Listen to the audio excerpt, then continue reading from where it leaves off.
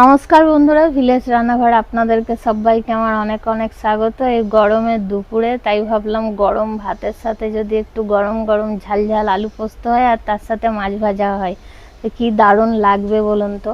তো পুরো রেসিপিটা আপনারা স্কিপ না করে প্রথম থেকে শেষ পর্যন্ত দেখবেন।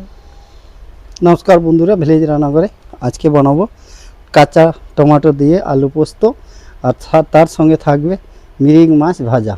তো বন্ধুরা সঙ্গে থাকুন, ভিডিওটা শুরু করি।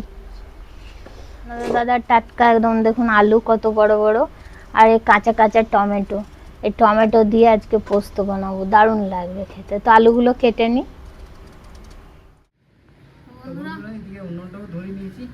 আমি কড়াইটা বসিয়ে দেবো, পোস্তটা চাপাবো। আমি এদিকে মাছটা লবণ হলুদ মাখিয়ে নেব।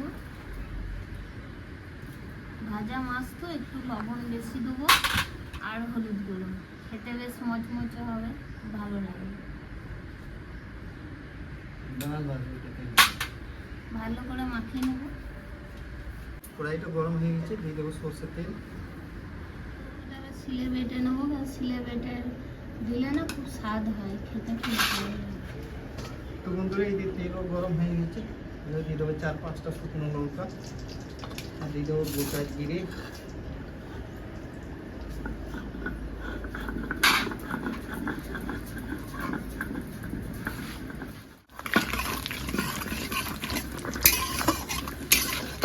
আর লঙ্কা ভাজা হয়ে গেছে। এবার আমি দিয়ে দেবো কাঁচা আর একটা পাতা আছে টমেটো।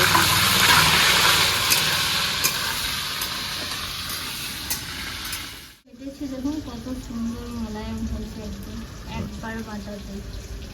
এরপরে লঙ্কাটা বেছে নেব, আলাদা করে বাটবো, একটু ঝাল ঝাল হবে।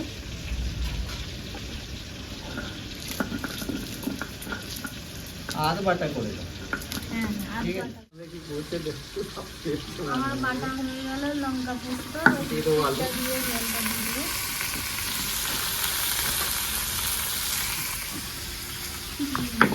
দোদাই দোদাই দোদাইয়ের কত নাম হয়েছে, কত করে পোস্ত ঝাল আছে। পরিমাণের মতো লবণ।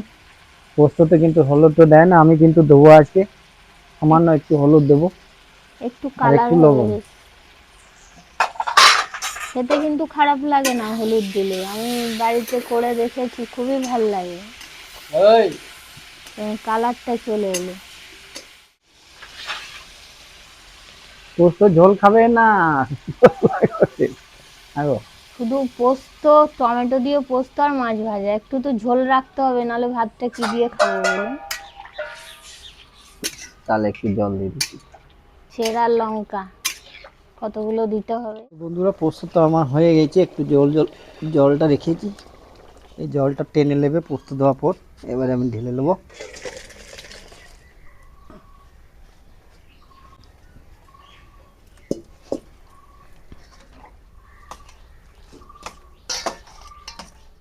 কাঁচা সরষের তেল, দারুণ লাগবে। আরো বন্ধুরা ভালো লাগবে খেতে, আর দেওয়া দরকার নেই। এটা ঢাকা দিয়ে রেখে দেবো। মাছ ভাজার জন্য দেবো তেল। ঢাকনাটা লাগিয়ে দাও, মাছ দিয়ে দেবো, মাছটা ভেজে নেবো।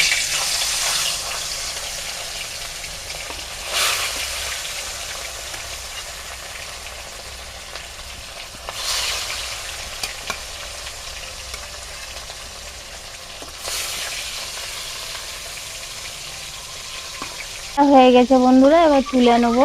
আপনাদের দাদা খেতে বসে গেছে, খিদে লেগে গেছে, সকালে দিকে খাইনি। কারণ আলু পোস্ত আর মাছ ভাজা দেখে আরো খিদে পেয়ে গেছে। হয়ে গেছে কমপ্লিট, এবার খাওয়া দাওয়া করে দেখি। পোস্ত দেখো হলুদ হালকা দিয়েছি, কালারটা কত সুন্দর এসছে। এই কাঁচা তেলের যে গন্ধটা বেরোচ্ছে না, দারুণ। তো আমি এবার খেয়ে দেখি কেমন হয়েছে। তার সাথে মাছ ভাজা গরম গরম, ভালো তো লাগবেই। সলিড হয়েছে বন্ধুরা। কাঁচা লঙ্কা, কাঁচা লঙ্কা রেখে এলাম।